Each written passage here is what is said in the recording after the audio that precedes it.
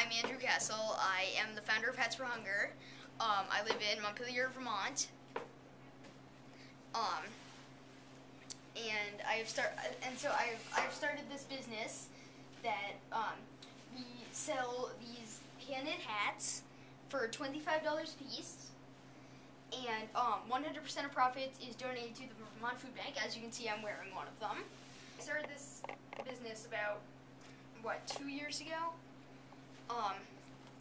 When it was, our original benefactor was Heifer International, and Heifer International is it's an organization that it will allow you to donate a sum of money, and then will buy animals of your choice to then send to third world countries. Actually, Heifer operates in 37 different countries, including places in the United States. So it's not all Heifer doesn't do all third world countries. And so I received this Heifer catalog, and I was really just kind of shocked by what Heifer was doing. So I decided that I should do something for them. So and first I was just asking for donations. I asked for donations for Christmas, and I just had a jar going. And my parents agreed to match whatever I made up to $100. And my target was $120, or the sheep. So I would donate $120 to Heifer, and they would send a sheep to out to a country of their choice. Right. And then so then I was just, Christmas came, and my brother and I made hats for our family as presents. And I was just like, wait a second, I can sell hats for Heifer. And so that's how Hats for Hunger was founded. And so this year, about the beginning of the school year, my school had a harvest festival where they talked a lot about hunger in Vermont. So I decided, why not start by helping hunger at home? And I restarted Hats for Hunger, which had kind of quieted down, especially during the summer, since people don't tend to wear hats during the summer. And this year's benefactor is the Vermont Food Bank. So that's the story of how I decided to move on to the food bank. So what do you plan to do in the warmer months when people aren't buying these knitted hats? We usually build up our stock, but don't tend to invest a lot of effort into Hats for Hunger. We don't go out and buy new yarn. We just try to knit sometimes to build up stock, but not really. The business slows down during the warmer months. And so we have this website, and my mom is our web designer, and edits the website and does stuff like that. And she started me off by buying the domain name. And did I pay you back? No. I will. Okay. I'll just say I did, and I will pay you back. Okay. And I paid her back for starting off the website. Are you a nonprofit? We are a nonprofit. Yes. Not technically. Well, we don't have tax exempt status as a nonprofit organization, but we don't make profit. No, 100% of profit is donated to the food bank. And Andrew, how old are you? I am 10 years old. You're 10 years old, and you know what a tax-exempt 501c nonprofit organization is. Yes. And how do you obtain this knowledge? Mostly my parents. Good, very good. So, what do you plan to do with Hats for Hunger? What is your goal? Really just to kind of make the most money for charity as I can. Yeah. And what gave you this aspiration? How does a 9-year-old boy decide that he's going to do something like this? Well, I was just really struck by the idea of Heifer International when I founded it last year, and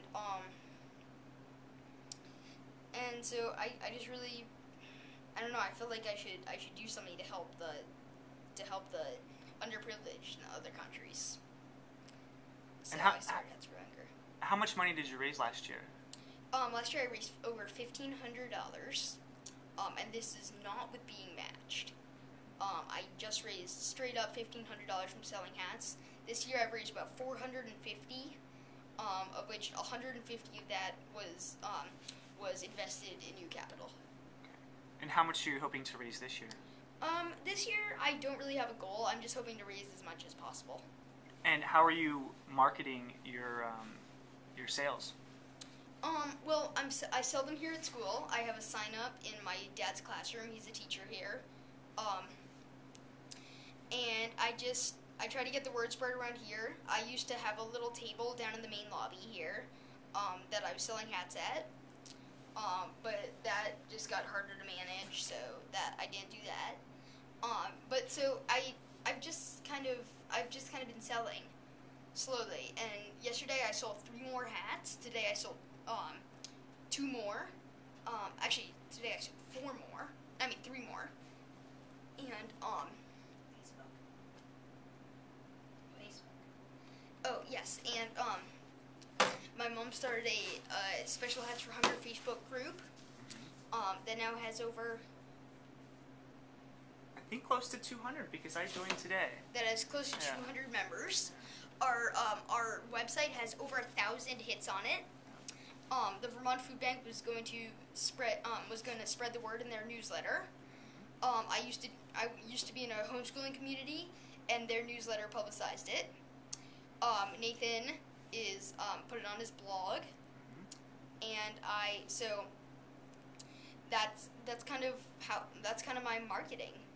And how can people purchase hats from you at this point?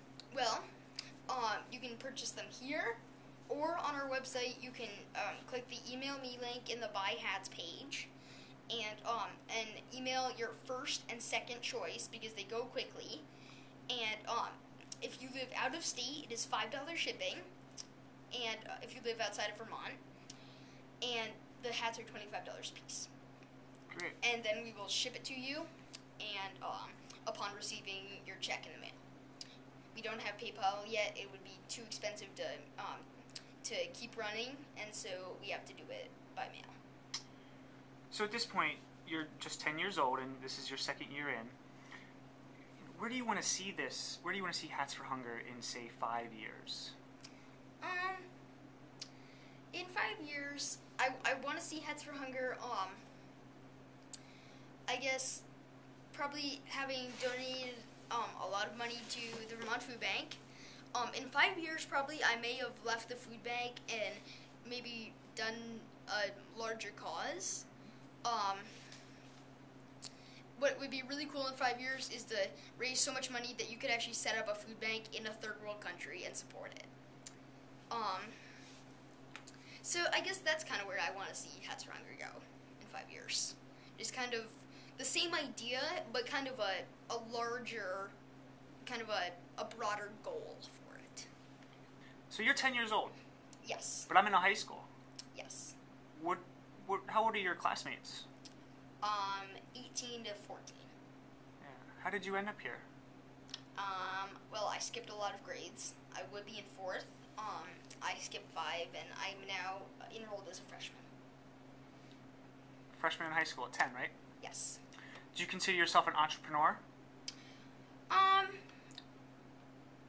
not sure, because the actual definition of an entrepreneur is someone who combines land, labor, and capital, but the most essential, takes risks. And I'm not sure that I would consider myself that risky. Do you plan to be an entrepreneur? Yeah, I guess to a degree. Yeah, and already to a degree I am. So. Are you inspired by anybody? Heifer International for sure. That was my inspiration to start this business. Any particular individuals that inspire you to be an ambitious entrepreneur type when you grow older? My mom, especially.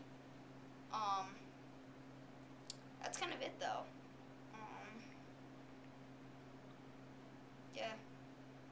Well, Andrew, I think what you're doing is absolutely amazing, and it's really a great story, and I think what you're doing for the people in Vermont is tremendous, and I think you got a bright future ahead of you. And, thank you. Yeah, and I thank you for answering my few questions here. You're welcome. welcome. Thank All you. right.